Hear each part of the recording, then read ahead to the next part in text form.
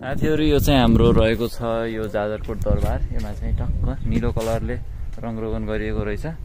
एकदमै रमाइलो लाग्यो। हामी चाहिँ उहाँ सरहरु पनि हुनुहुन्छ यहाँ। कस्तो राम्रो यो दरबारको स्ट्रक्चरहरु यो धेरै पहिलाको हुनुपर्छ र यहाँ चाहिँ पहिला नेपाल सरकारकै मन्त्रालयहरु थियो र यो चाहिँ हाम्रो सायद पर्खने ठाउँहरु हुनुपर्छ र हामी यहाँ देख्न सक्छौं यहाँ पनि रमाइलो रमाइलो चीजहरु छ। यो बिल्डिङमा चाहिँ कस्तो पुरातात्विक विषय रहेको छ भने हामी यो अनारको होइन यो त टिमुर हो क्यार, टिमुर हुनुपर्छ। यो टिमुर हुनुपर्छ जस्तो लाग्यो मलाई। हो दामी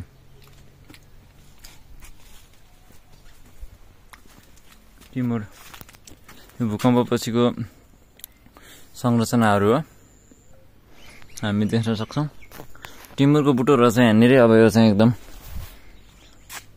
मैले चाहिँ खाएँ र यहाँ तल पनि सायद केही अवशेषहरू होला मेरो विचारमा र हामी अब यहाँबाट केही नजारा के हो यो ओ मा काटुरुलप। यहाँ त यो फेरि अर्को दरबार रहेछ। हामी घुमौँ यो पनि के रहेछ त एकछिन हैन। यताबाट पनि सायद जाने बाटो हुनुपर्छ। यी भवनहरू घरहरू छन्। यी पनि पुरातात्विक घरहरू नै हुनुपर्छ र हामी टाढा टाढाको एकदम भ्यूहरु देख्न सक्छौं। यहाँको यो रोडको अवस्था देख्न सक्छौं। यो एकदमै पुरानो र यहाँ चाहिँ जाजरकोट पहिला 2224 राज्य हुँदाखेरिदेखि नै यो चाहिँ एकदमै पुरानो ठाउँ रहेको मानिन्छ र रमरम बनायो मरौटीले भने जस्तो। यो चाहिँ के भन्छ त्यसलाई टिमुर हो। टिमुरले चाहिँ रमरम बनाएको हो मलाई र यो भवन चाहिँ एकदमै जीर्ण अवस्थामा छ र यो बनाउनको लागि नेपाल सरकारबाट पुरातात्विक विभागबाट पनि केही सहयोग प्रदान भइसकेको छ भन्ने हामीले जानकारी पाएका छौं। यो चाहिँ यहाँ रहेको बस्ने ठाउँ हो। पहिला यो भवन प्रयोगमा आउँदाखेरि यहाँ पक्कै पनि बस्ने ठाउँ थियो भन्ने हामी अनुभूति गर्न सक्छौं र यो चाहिँ केही समय अगाडिको जिल्ला प्रशासन कार्यालय रहेको छ र अब यहाँ त उ पनि रहेछ त यो के हो यो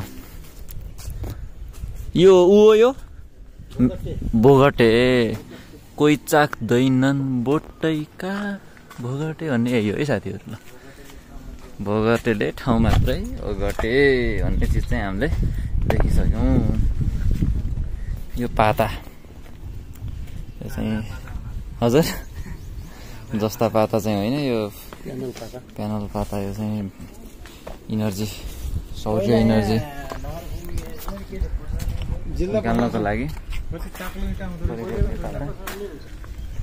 यो पुरातात्विक विभागहरुमा यो चाख्लो इटा प्रयोग गरे जस्तो मैले चाहिँ देखाएको थिएँ काठमाडौँतिर। हैन यो पुरानो इटा हो। चाख्लो इटा है। त्यो मैले त्यो काठमाडौँमा देखाएको थिएँ कि बालेनले त्यो के बनाउँदाखेरि यो चाख्लो इटाहरु प्रयोग भएको।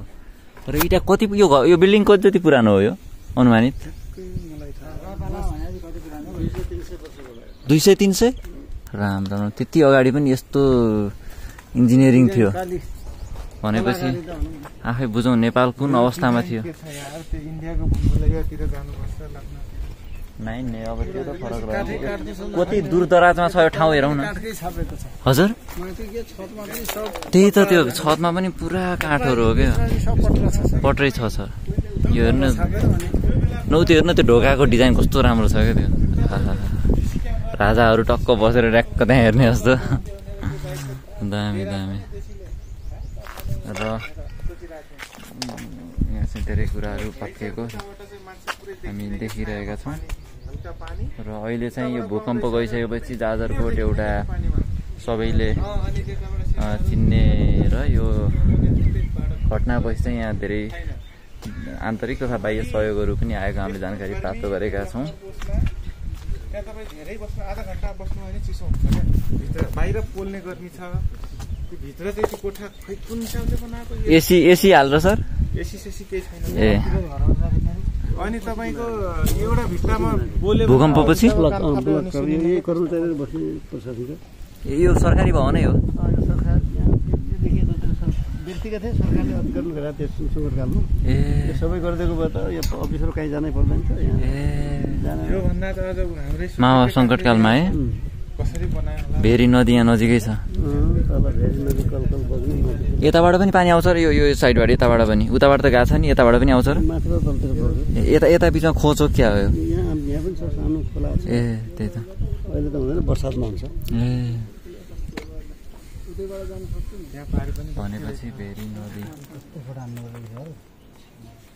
यो पाता के को लागि ल्याएको हो सर हजुरलाई थाहा होला यो प्रशासनमा बत्ती सत्ती भएन भने बत्ती सत्ती गएको बेलामा यो बिजुली कहाँसम्म आएको छ यो उताबाट यो केन्द्रीय लाइन केन्द्रीय लाइन योभन्दा धेरै पछाडिसम्म गएको छ हाम्रो यो यता त गयो जाजरकोटा माथि डोल्पासम्म पुगेको छ कि नै डोल्पासम्म पुगेको छैन पुग्ने क्रम जारी छ पुग्ने क्रम गई पनि राखेका छन् नलगाडसम्म त गएको छ नि नलगाड गएको छ कुसे गएको छ यता सबैतिर गएको छ जाँदैछ जाँदैछ